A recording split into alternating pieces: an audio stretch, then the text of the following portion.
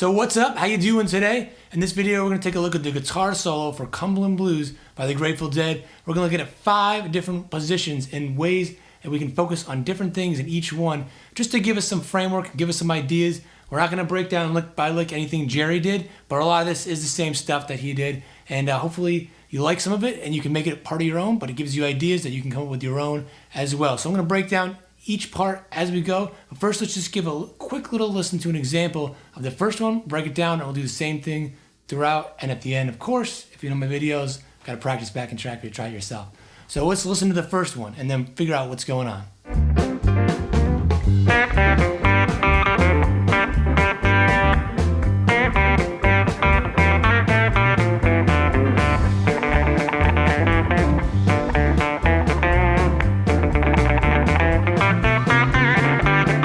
So, first position down here. First of all, with the notes, this is in G, right? The solo section is just over that G chord, and the way I've seen it all written out online, it always says just G, but really, I'm hearing it's a G7. This is just straight up kind of a country blues thing, so we want to be thinking of this as a dominant 7th chord, and we can play a regular G, we can add that 7th in there, any which way we want, in terms of the chord, and in terms of our single notes as well. And to get more of this kind of country blues sound, we want to not just be playing that major third right here, which in this position here, we're doing it open, is going to be right here, the 2nd string B, but the flat third as well, B flat, right here. Gives you much more edge, gives us that right there is the real key ingredient. If it's something that you're not aware of yet, add that in there, and it's going to give you much more of this kind of country sound. So mix those two together, so the B flat and the B. And then the flat 7 as well, right? So we've got that, and then also a flat 5, the blue note.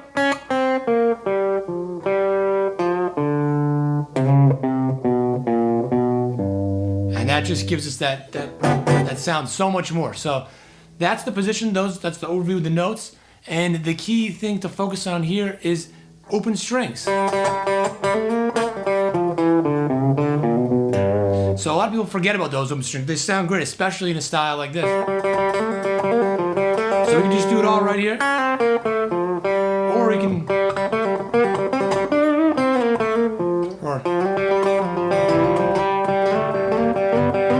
use it any way you want, but just focus on those notes and open strings. So let's listen to the second one and figure out what's going on there.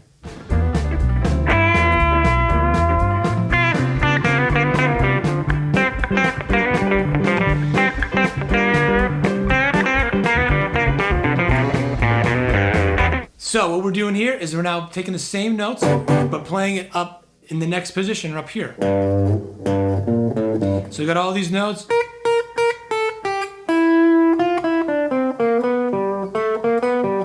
And it may seem like there's a lot of notes, a lot to do. You can't always make it sound, it fits together, sounds great. Just try little notes at a time and try the stuff with the backing track at the end. And just try, one note at a time. And just, really just play this and see how it sounds. I mean, it's a great track to do it because it's just one chord we're playing. So we don't have to worry about the chords changing and things change. They sound different as it goes along. So just that one note. And then try that the flat there. And notice it's got an edge to it. You might want to not do it too much. But you put them two together, and it starts to sound better. So the main thing here to focus on, aside from this position, is bending. So I started that off by taking the major 6 right here, bending to the flat 7, sweeping into it, a muted sweep. Bending this, maybe you're not used to bending with your first finger. Well, if you want that Jerry sound, then you gotta get used to that because he would be bending with any which finger, he's going, so. So that's it with that position. Just getting those notes and using some bends to add that kind of country bluesy flair. So let's listen to the third one and figure out what's going on.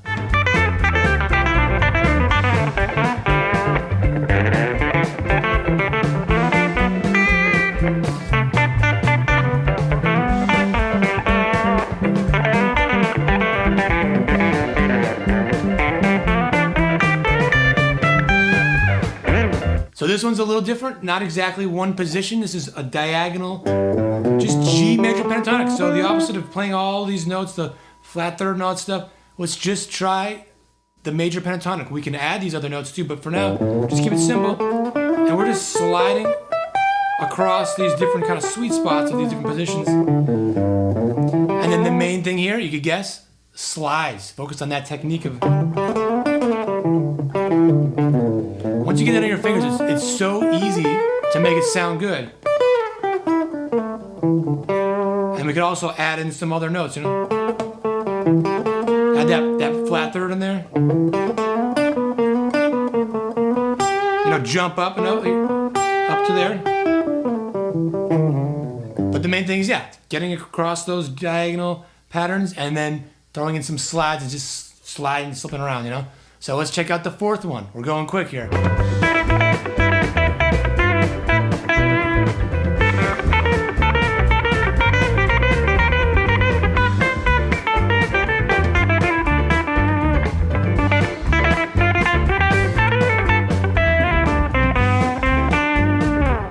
So yet another position back to adding in the, you know, flat five, the blue note, and the minor third note stuff. So just mess around with anything in this spot. But then the key thing is rhythm, 16th note rhythm. So we want that 1E and a 2, you know, 1E and a 2E and a 3E and a 4E and a da-da-da-da-da-da. And just going, if that's too fast to be like, that kind of stuff, just try one note. Just maybe this. Maybe add some muted notes. You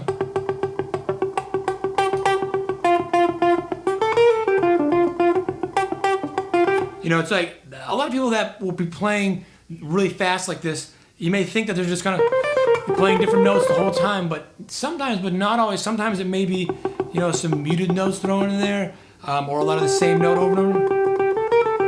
And it gives you the illusion that they're just blazing all over the place.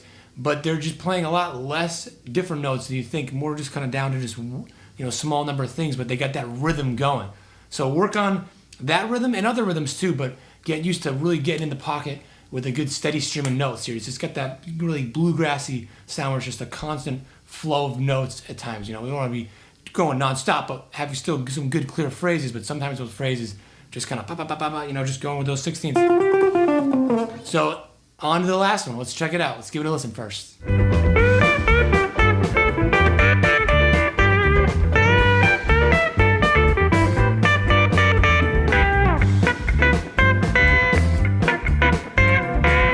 So this one is up in this position here. Back to just the major pentatonic. We could again add some, you know, notes and things, other notes.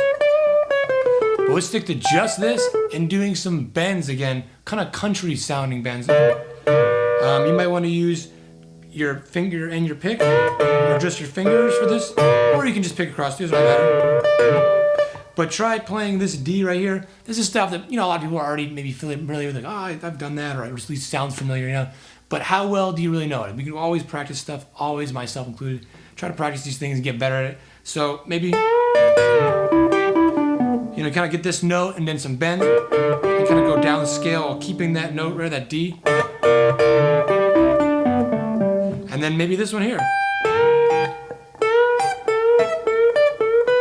Maybe going down the scale the other way. So you're playing this over and over, but you're going down the scale like that.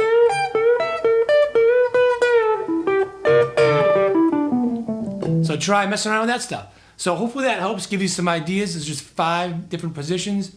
You know, good overview of what notes kind of work, and some different ideas for each position. But mix and match, try out different ones. You can, you know, try out adding open strings. You know, I don't know, up here, like,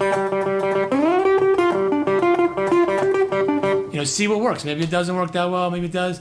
But try it out yourself and try practicing along with the practice backing track. And I'll see you in the next video.